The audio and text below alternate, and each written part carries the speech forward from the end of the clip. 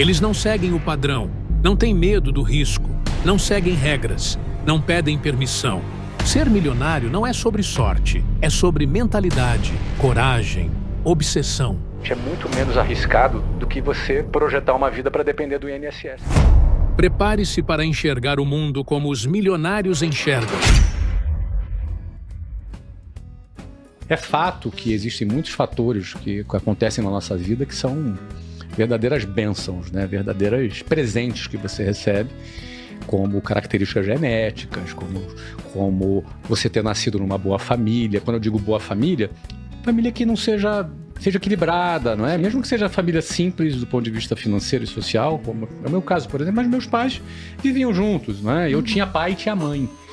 Eu conheci muitos amigos que nem pai tinha, que nem conhecia que era o pai dele, e a mãe era ausente. Então, existem coisas que não são nossa... Não é? Eu não tenho nenhum mérito sobre determinadas situações. Porém, existem outras que são comportamentais. Então, por exemplo, eu não conheço ninguém que deu muito certo que trabalha pouco. Não é uma coisa... Sabe, o trabalhar bastante, trabalhar muito, não é tudo. Se fosse tudo, todo mundo que trabalha muito teria prosperado. Mas todas as pessoas que eu conheço que construíram alguma coisa relevante, elas eram chegadas ao labor. Elas gostavam de trabalhar e, de preferência, elas se apaixonavam por aquilo que ela estava fazendo. Ela atribuía algum significado àquilo que ela estava fazendo, o que fazia com que ela fizesse aquilo por muitas horas por dia, repetidamente. Então, trabalhar bastante, ela não é assim a garantia do que você vai prosperar e enriquecer. Mas todas as pessoas que eu conheço que começaram do zero, que construíram o seu negócio, trabalhavam bastante. Então, acho que esse é um ponto. Eu vou falar só 3 pontos aqui que vieram à minha cabeça, tá? Um outro ponto que eu vejo é alguém que não seguiu o padrão. Porque o padrão, se você for pegar ali a lista de todo mundo que enriqueceu, você vai ver que a maioria são empreendedores, depois você vai para atletas, depois você vai para artistas. Raramente, é um percentual muito pequeno, que são aqueles caras que chegam no topo da cadeia corporativa e enriquecem como executivos. Esses são uma minoria. Agora, o restante da pirâmide não vai enriquecer. Então, se a gente tem todo um modelo tradicional, um modelo de ensino tradicional, todo um status quo da sociedade que te conduz ou a ser um funcionário público ou a ser um funcionário CLT, ou seja, o cara que conseguiu se desgarrar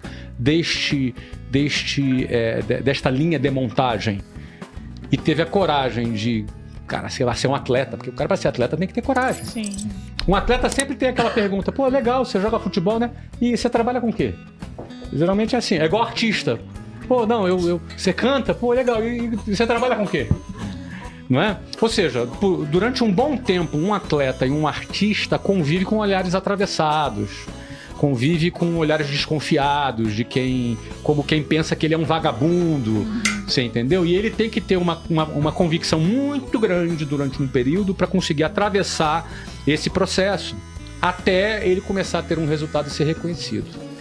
Então, e muitos não conseguem ser reconhecidos nunca, jamais. Então, assim, esse cara, ele tem que ser um cara um pouco rebelde, um pouco fora do padrão, um pouco saindo, sabe? Geralmente vai ser aquele cara que sofreu bullying na infância, sabe? Aquele cara que vai ser aquele cara que não era muito popular e de repente, ou era taxado como problemático, e de repente esse cara, por ser diferente, ele pega um caminho que vai levar ele à prosperidade, porque os caminhos que levam à prosperidade são, na maioria das vezes, estatisticamente, fora da linha de montagem natural da sociedade. Então, eu acho que essa característica do cara ser um pouco diferente,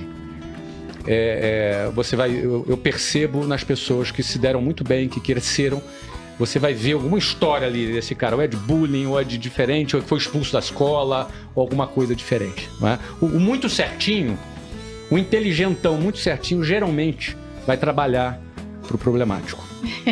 Né? O muito inteligente, geralmente, trabalha para o mais corajoso.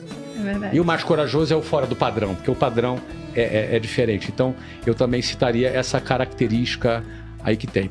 Outra coisa é o cara um pouco obcecado. ele é um pouco obcecado. Todo cara que deu certo, ele é um cara meio obcecado, entendeu? É uma palavra negativa, obcecado, parece uma coisa...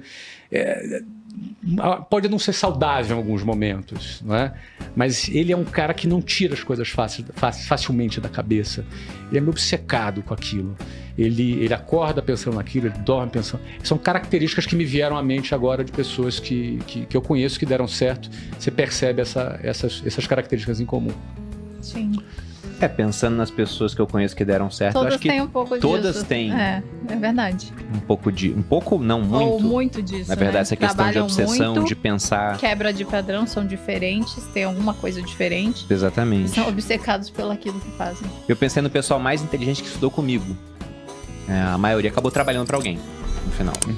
Porque é um lugar seguro, né? É mais seguro. Geralmente Porque eles também são muito qualificados, então eles conseguem aquela vaga. O cara que não segue padrão, que não é tão qualificado, pode não conseguir, tem que dar o jeito de criar o caminho dele. Pra mim, quem faz muito dinheiro é o empreendedor. E o empreendedor, geralmente, tem que ter uma dose de loucura. Não tem como você ir reto, assim, ó. Tem uma hora que você tem que fazer uma aposta, você tem que bancar, né? Falar, não, vem na minha que vai dar certo e vou apostar nisso daí. Não é só sua opinião isso aí. O Keynes, o economista John Maynard Keynes, ele falava isso, que à luz de todos os riscos, o empreendedor não deveria empreender. Então ele falava que por que o empreendedor empreende? Porque ele tem um certo espírito animal, entendeu? Uma hora ele fala, cara, é muito arriscado, mas eu vou fazer dar certo.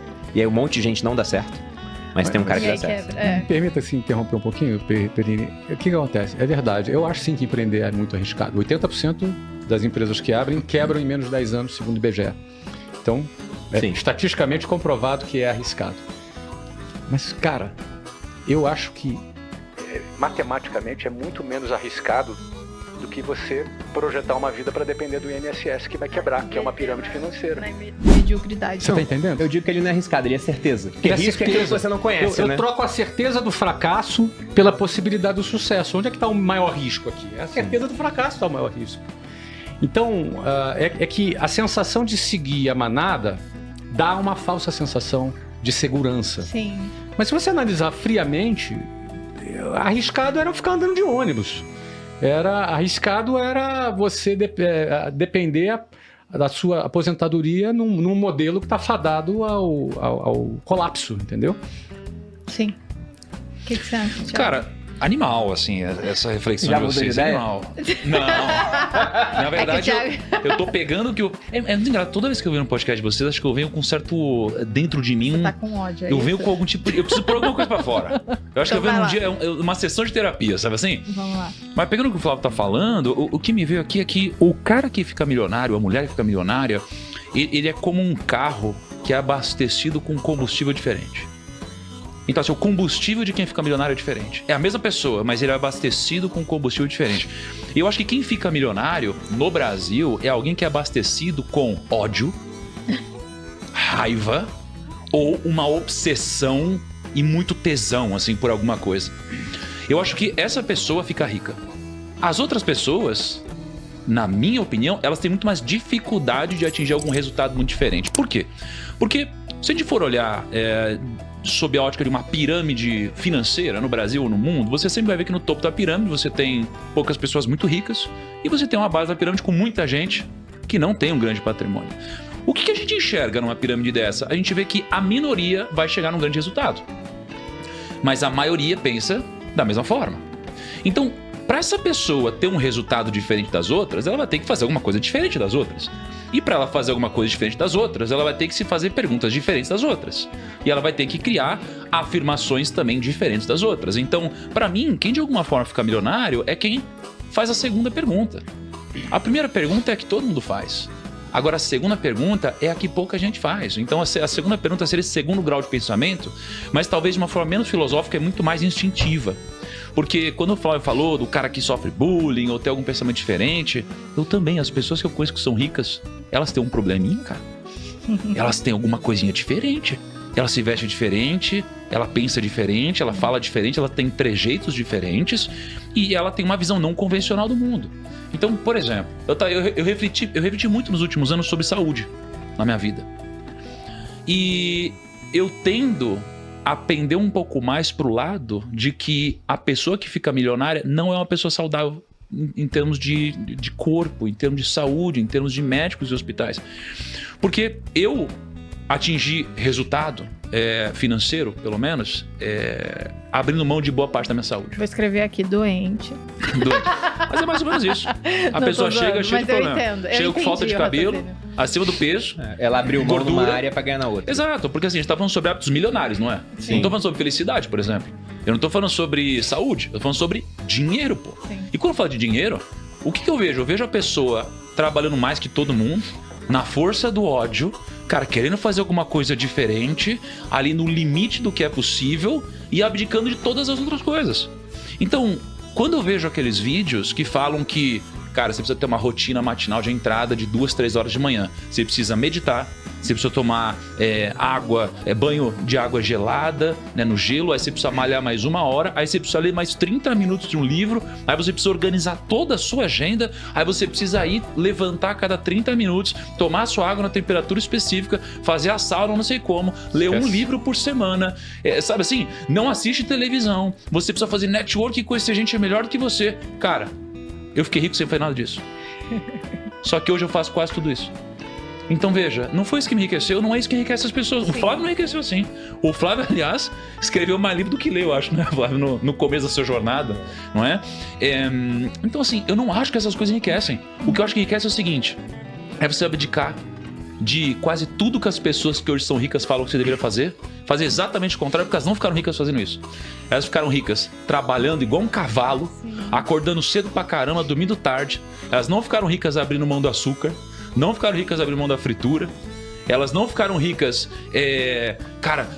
tendo uma rotina super saudável, sabe? Um final de semana super equilibrado. Eu trabalhei no final de semana, trabalhava madrugada, trabalhava de noite, trabalhava de dia, estudava todo o tempo, e foi assim que eu ganhei dinheiro. Então assim, claro que se eu pudesse junto disso ter também uma saúde incrível, minha performance com certeza melhoraria. Só que eu vejo que a gente começa talvez na vida tendo uma responsabilidade, uma obrigação de trabalhar muito mais em horas do que no futuro. Por quê? Porque no futuro, se você for olhar para uma pessoa como um Flávio, que gerencia sei lá quantos milhares de colaboradores, uma decisão dele impacta de uma forma muito profunda a corporação dele. Então uma decisão bem tomada tem muita escala. No passado, talvez a força abraçal, a repetição da quantidade de tentativas, de execuções, de vendas era muito mais relevante do que algo muito estratégico. Então no começo a gente precisa de muito mais horas de execução e trabalho duro, e no futuro a gente precisa de muito mais trabalho intelectual, que escala muito mais. Então no final das contas, é trabalho igual um cavalo. Então,